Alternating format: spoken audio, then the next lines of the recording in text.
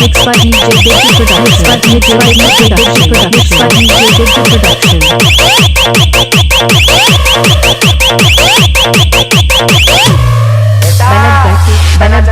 बनतगढ़ से हमने गांड फाड़ दिया। Mixing point DS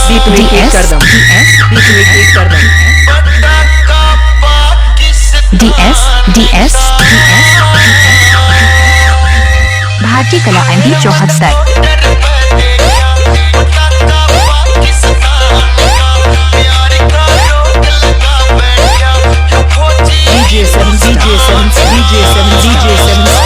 जमींदार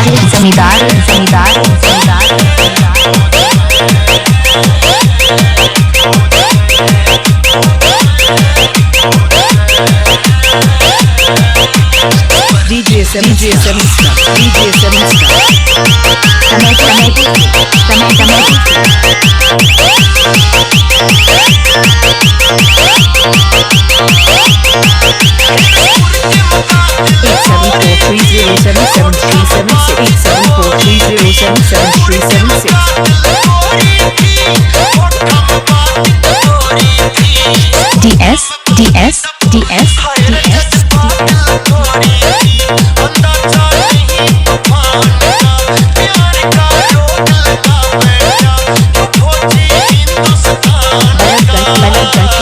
भारतीय कला एंडी 74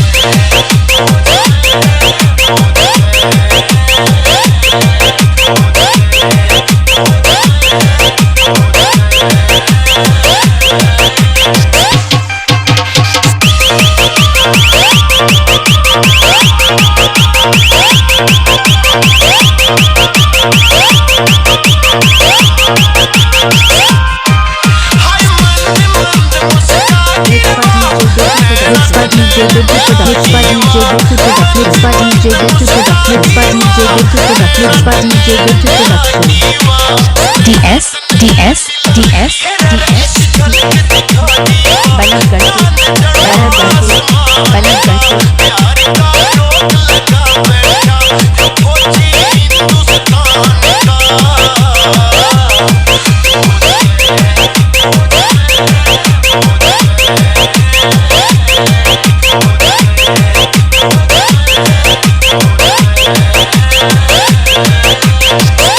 जमींदार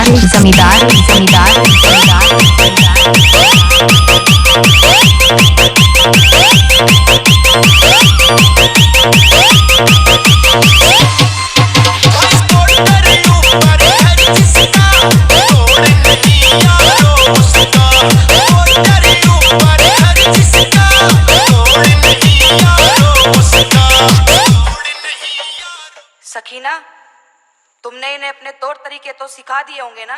जी हाँ। फिर कब अपना रहे हो हमारा पाकिस्तान? इस फौजी ने अपने प्यार से ज्यादा हिंदुस्तान की माटी से प्यार है। अपनी राम राम। भारतीय कला एंडी